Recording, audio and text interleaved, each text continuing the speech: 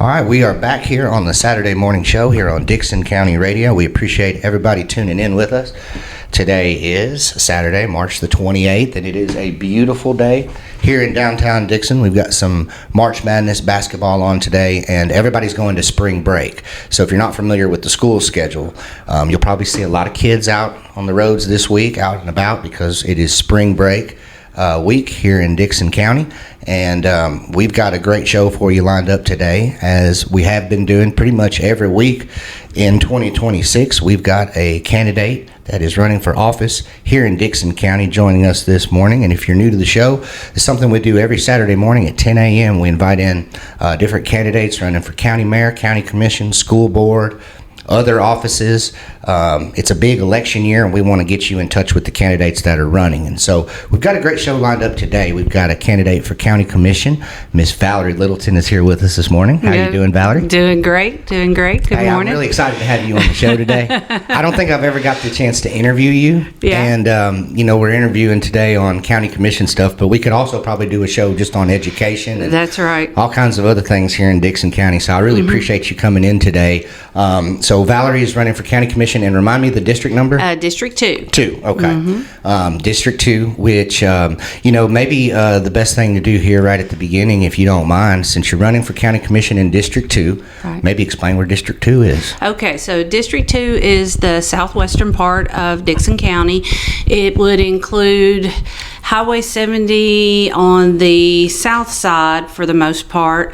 Once you get out of the city limits, south and kind of curve around to Highway 48, a little past east of Highway 48, but it's that southwestern corner of Dickson County.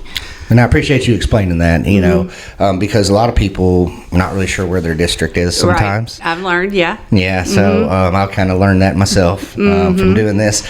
And so that's great that we kind of start off with that. So you kind of let people know kind of where you're running. But, Dickson County is divided up into 12 different districts. And so I guess, the first thing we can do here is start off with maybe talking a little bit about you, because there are probably some people that are listening that may know you, that may have had you as a teacher. That's right. They may just know you from town, maybe know your husband, whatever the case is. But maybe there's some people who don't know you. We do have a lot of listeners that are new to Dickson County. I have found that out. Okay. That they have messaged me and let me know that, hey, we're new around here. And, and so that's great that we've got them listening. But maybe talk about about yourself for a minute and tell me a little bit about who is Valerie Littleton. All right, will do. First of all, though, you're talking about March Madness. I want to congratulate the Tennessee Vols. Yes. They busted my bracket by winning, but I can't complain. You didn't bet against them, did you? I didn't have them going past the second round. So anyway, but I'm super proud of them. But I'm out. But I was out before then because I had Florida going all the way. Repeat, but they really let me down. But as a UT alum, I'm happy. It's good to see them move on, right? I love it. It was fun to watch. Yeah, it was. It was a great game. But anyway, so lifelong resident of Dickson County, and grew up in Charlotte, Tennessee, and went to Charlotte Elementary School, Charlotte Junior High, and Miss Janie Thomas was my 8th grade history teacher, and she was fantastic. Really kind of developed my love of history and government and those types of things. So I bring her up because that's going to lead eventually into why I'm doing what I'm doing. Okay.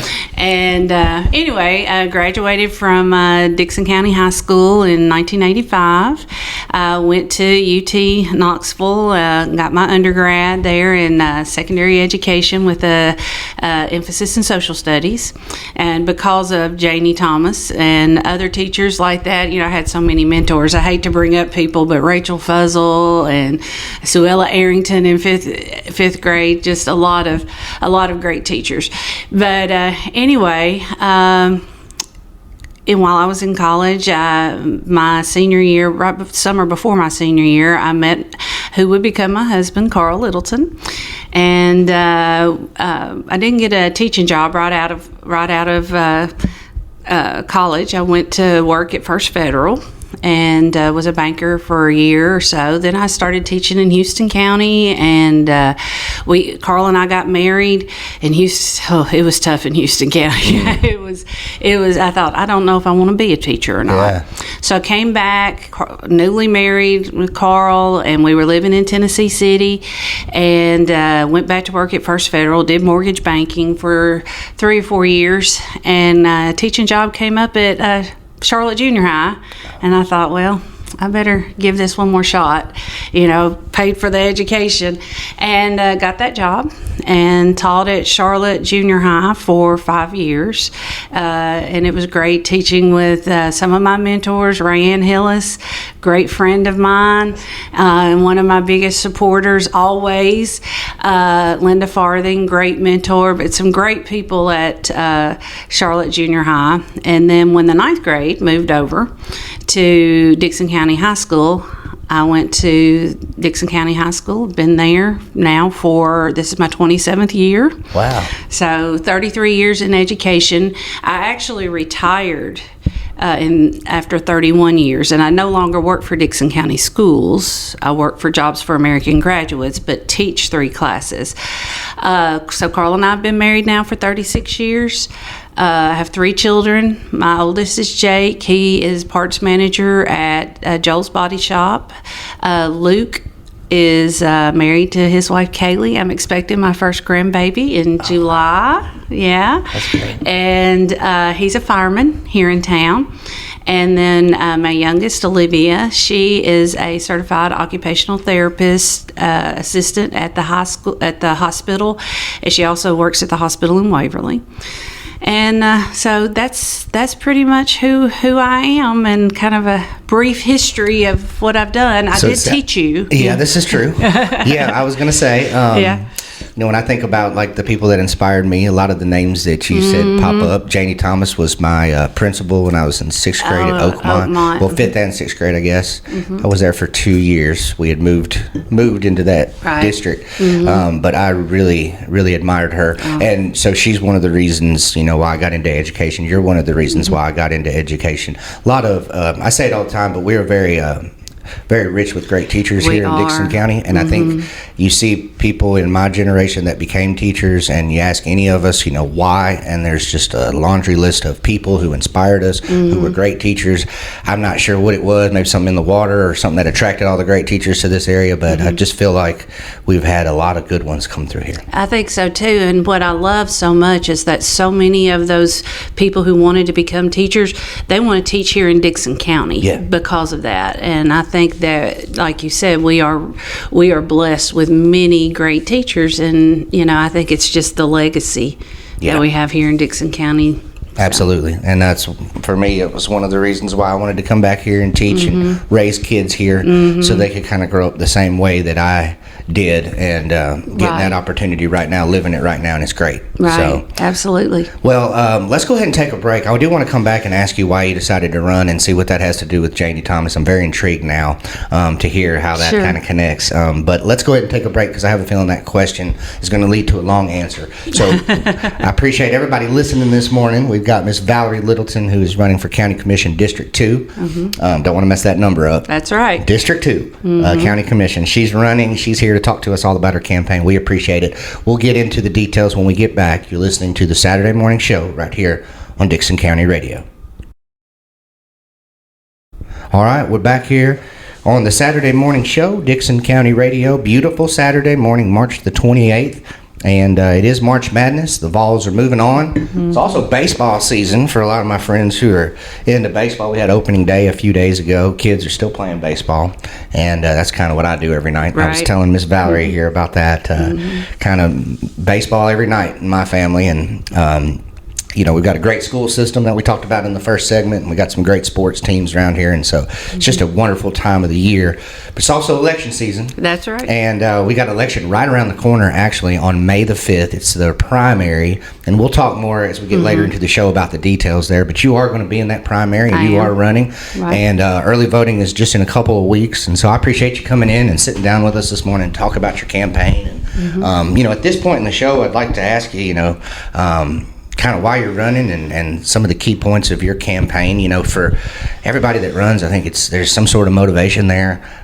It could be something that you've thought about your whole life. It's something that maybe you witnessed as a young person. We had Ben Shepherd in here last week, and he's a good example of somebody who kind of grew up around that kind of stuff. Sure. And, for other people like myself, I wasn't at all around politics growing up. My parents, didn't have anything to do with it. They're consistent voters, but they didn't have anything to do with politics. Mm-hmm. So for me, it was maybe a little bit of a different road. But I think for everybody who decides to run and put themselves out there, there's some sort of motivation that is behind them doing it. And I would love if you would like to share that with us this morning, why you decided to run for county commission. It's a big responsibility. There's a lot that goes behind it, but it does take some sort of motivation to run. So I'd love to hear, what made you want to run for this office. All right, thanks. Well, as I mentioned a little bit earlier, grew up in Charlotte. Went to Charlotte Elementary School, went to Charlotte Junior High, and I had Miss Janie Thomas. She was my 8th grade history teacher. And we did a history project in her class about Dickson County, and I grew up in the shadow of the courthouse. My grandmother, who lived in a little white house, if you're going down Highway 49 towards Ashland City, at the bottom of the hill, just right down from the jail, on the right was my grandmother's house, Miss Leora Lewis, who lived to be 103 and a half.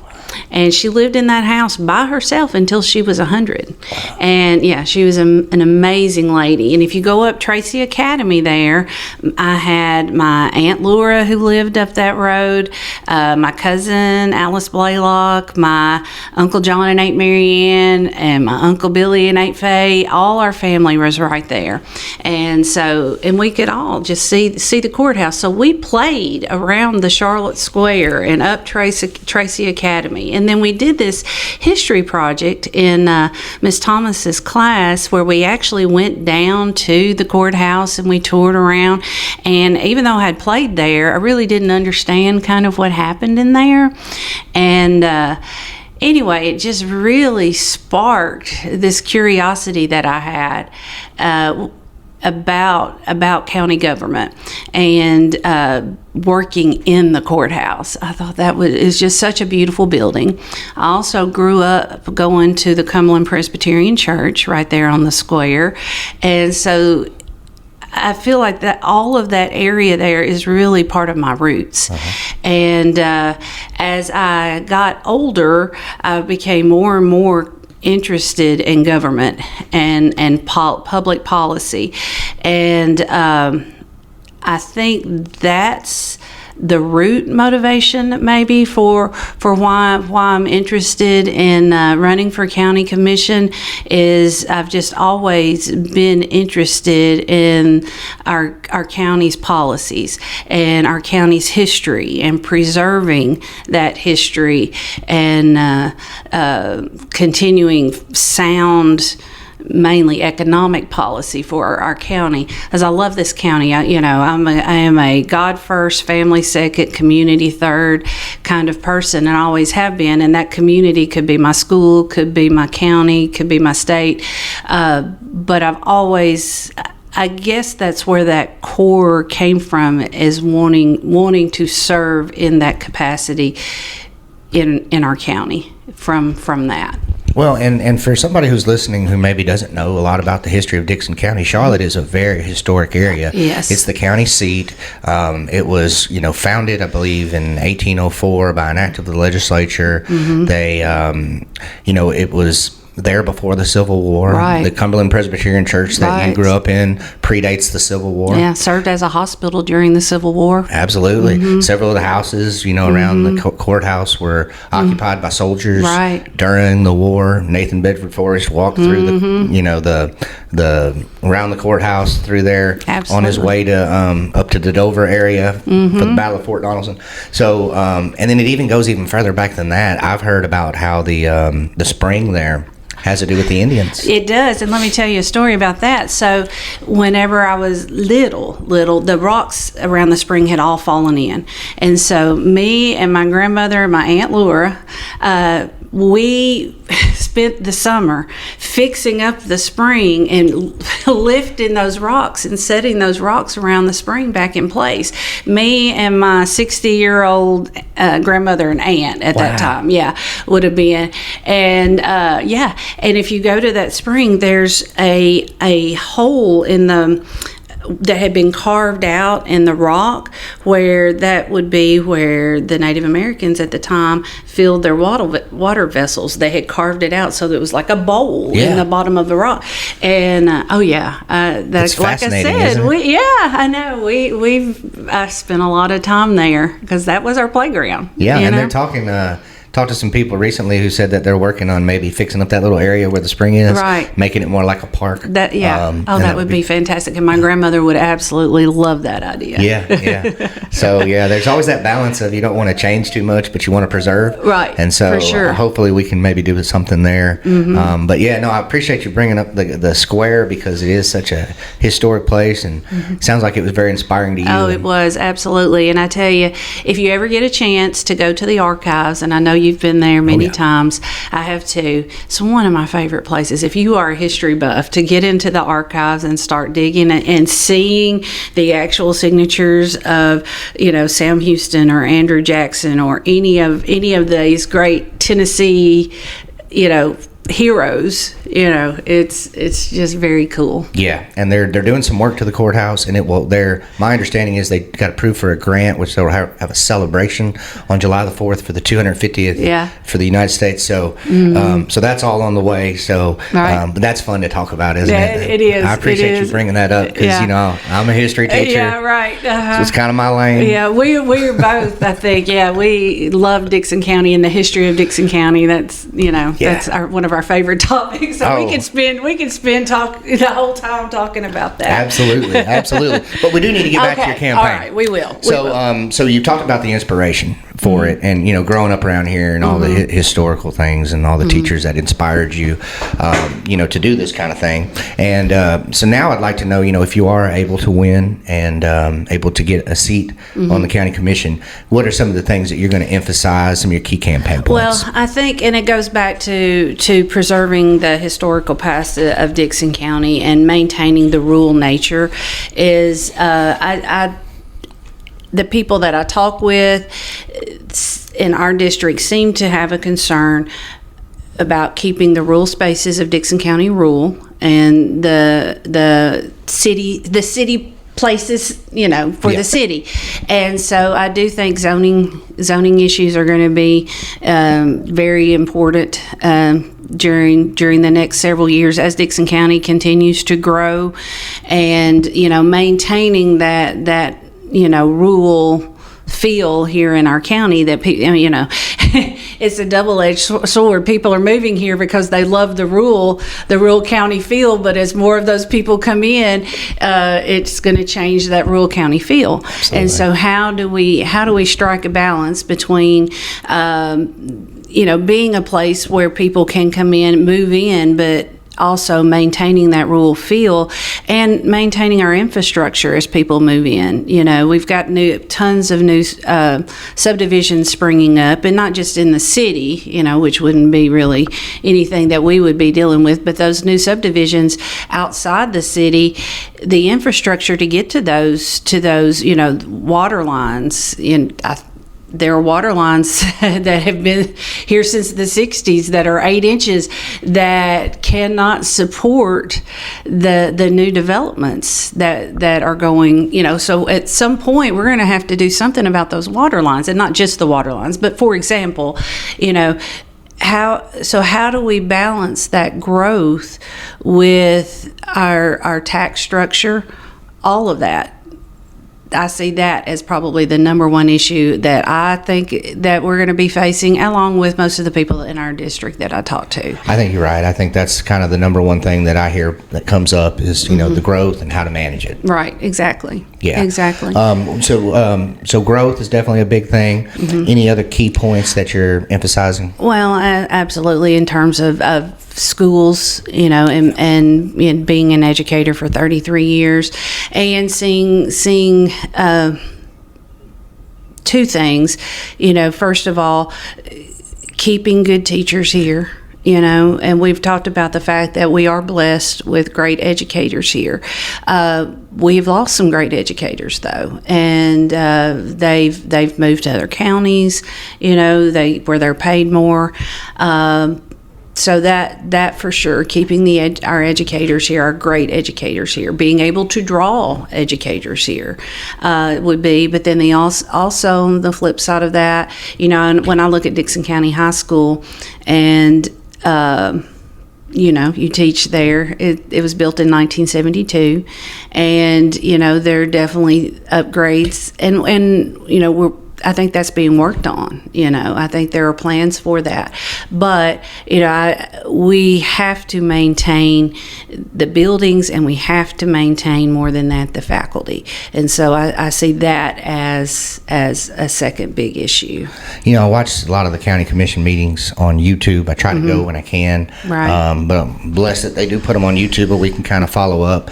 And one thing I've noticed here lately is that the school board and the county commission really have to work together to get Absolutely. anything accomplished, right? For sure. And with you having a background in education and then possibly winning a seat on the county commission, I do kind of feel like there's maybe an advantage or a different perspective, maybe is the right word for you being a... Sure, and I've talked with several people about that, because some people are happy that with my background in education, and other people are worried that that's going to be my sole focus, and I don't see that as being my sole focus for sure. But I think that it does offer an advantage, because I do have a different perspective from most other people, because I've worked in the county for so long in that capacity. Absolutely. And if you really kind of study it, like the county government and what we spend the most money on, it really is education. So right. Maybe that might not be maybe your main focus, but with it being the main focus of the commission, yes, then I exactly. guess it's just kind of inevitable that thing comes up. And I don't think people necessarily understand, because I do want to say, one thing I failed to mention is that, I taught the youth leadership class in Dickson County Yes. High School for 20 years. And actually, guided students through passing 3 bills in the state legislature. I have governmental experience that I don't think that most people have. Right, who are running for county commission. But having said that, one of the things that the kids did is we looked at the budget every year. We went through the budget every year. We also went through the budget with the school's budget. And I don't think most people understand, the school budget is like almost 2/3 of the county budget. Yes. And so I think that kind of does give me an advantage in some ways, that I have that experience. Because it's just inevitable that it's going to continue to come up, because it is Right. such a big part of the budget. And especially right now, because if you do watch and keep up with the county commission meetings, and if you don't, then shameless plug here, DixonTimes.com. I keep up with them, and I write little stories about what I see there, and you can go there anytime and read them. But they're coming up with a long-term plan right now, is my understanding. And they've been working on this a while, but now that we've got, our director of schools in place and with a contract for an extended time, Right. In the county commission, it does feel like we're going to start to really kind of focus on that. And so it is going to be a focus going forward. And it is, like you said, about 2/3 of the budget. So Right. it's kind of inevitable that it will continue to come up. Sure. And we talked about schools, we talked about growth. Right. Is there any other key points that you want to mention here? Well, I think there's always a place to expand the public's understanding of how it works. Yes. Because that's one of the things too that I've learned here on the campaign trail is really, I think a lot of the public doesn't really understand the limits to the county commission and exactly what the county commission does in terms of, we don't pass laws, we don't pass ordinances, those types of things. And I think that I guess the educator in me, and what I've tried to do for years with my own students is getting word about how the county commission works and having more transparency. You know, you are the news guy, you post all the time. I think that more county commissioners need to post on Facebook, you know, this is what's going on, you know, and put it out there on all different levels. I mean, you're doing as much as you could do. It's out there everywhere. But I think, too, coming from more county commissioner, and maybe that's just a generational thing, you know, but I think that we need to be out there more explaining what's going on. So people, because people make up whatever, you know, they make up everything that's going on. And if it's actually coming from the people who are putting it out there, you know, that are making those decisions, you know, I think it feels more valid. Yeah. Well, and you know, social media is one of those things. Right. It can be good. It can be bad. Sure. I try to overcome the bad for the good because I do think there's a lot of good in it. It gives us the opportunity to reach people. You know, I kind of grew up in the media around here. I worked at the radio station downtown, WDKN, AM 1260, back when I was still in high school. Yeah. And, you know, back then I tell people all the time, that was really the only way that you could get a message out. Today we have social media. I can take it straight to Facebook. You know, we will play this show on a radio station, a digital radio station, and it will get a lot of views. I'll put it on YouTube and it'll get several views there, but it will get more on Facebook than anywhere else.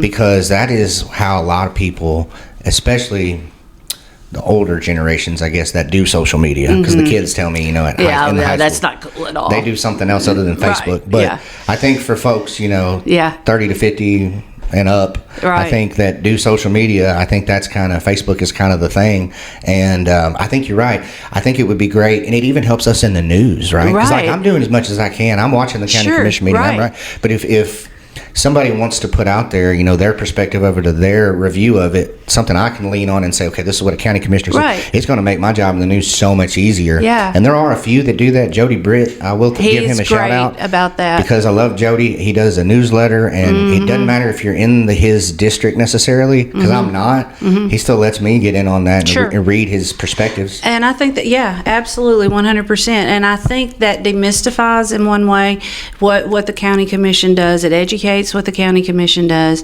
and it explains, you know, when you are upset about something in our county, you know, it will explain exactly how we can actually deal with it, how the county commission itself can, what options do we have to deal with what you're saying, you know. Absolutely. That upsets you. And I love it, because I love that perspective, because I don't always get everything right. I look at the meetings, I watch, I hear what they say, but, you know, all that goes into my brain, and then it comes out, and it's going to be my perspective to a certain extent. And I'm not on the county commission. I don't have all that information. And so then people sometimes will get frustrated with me, and I'm like, I'm doing the best I can. I can't read anybody's mind, and I try to interview people as much as I can, but it really is helpful when county commission meetings, county commission members, city council members, several around in White Bluff, Charlotte, are real good about getting back to me on things, and I appreciate it. But transparency is really a great thing, I think, in government, and social media has allowed a platform for people to do that. And I think that, speaking of social media, TikTok, I don't know if you're a TikTok guy. My wife is a TikTok queen, I guess you could say. She has thousands and thousands. I have a TikTok, but I'm struggling understanding it the way my wife does. Well, I follow several different people in political office on TikTok, and I think it's the greatest thing about explaining what we were talking about. Tim Burchett's one that I love his social media. He's kind of funny, but he also, I think, and maybe that's the lane, because you got to be a little bit funny and entertaining, but you also need to be informative. And I think good old Tim does a pretty decent job. He does a great job. He does. Well, if you're just now tuning in with us, we're talking to Valerie Littleton this morning, who is running for County Commission District 2.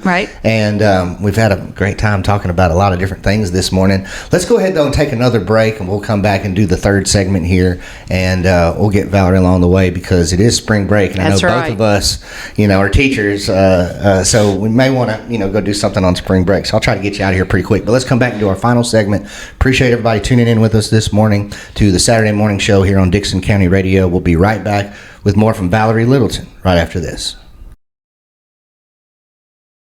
All right, we're back here on Dickson County Radio, and you're listening to the Saturday Morning Show. It's been a great show so far this morning. We've got Valerie Littleton in with us. She's running for County Commission District 2. And Valerie, if you are just tuning in maybe a little bit late, you may recognize that name. She worked at the high school for many, many years, as she told us back in the first segment. And she's now running for County Commission in District 2 here. And talking to us all about the campaign this morning, why you decided to run, some of your key points. Before we close it out here and we talk about ways to contact you, and we talk a little bit about this election schedule, which is confusing everybody. Right. Is there anything we didn't get to in that last segment? Any key campaign points you want to point out? Well, I think that we hit most everything that I wanted to mention. The thing that I guess I want to make sure that people understand about me and what kind of does separate me is the fact that I do have years of teaching students to become business leaders, political leaders here in our community, and I think that it's time for me to walk the walk. I talked the talk for 20 years with youth leadership, and I think it's time for me to put all of that to practice. And youth leadership is really a great thing. Ben was in here last week, and he did the Dickson County leadership, which there's a connection there. There is, yeah. And but it's really been a great program for young people and adults alike, just to kind of experience that. Right, yeah. And so I appreciate you doing that for all those years. Thank you. We've got a great one doing it now. Yeah, Jennifer Howington, fantastic. So the program is still going strong. That's true, yep. And but it's been a great thing. Yeah. So let's go ahead now and talk a little bit about ways that somebody can get in touch with you, because you've brought up a lot of great points this morning, and I'm sure there are people out there who are in your district who are trying to make a decision, may want to follow up with you, ask you some follow-up questions. Absolutely. How could they get a hold of you? So I'm on Facebook, just Valerie Littleton. Be happy to accept your friend request if you do that. I've also posted several things on Facebook about how my opinions about the direction that I think our county needs to head. Also, my phone number, I can give that.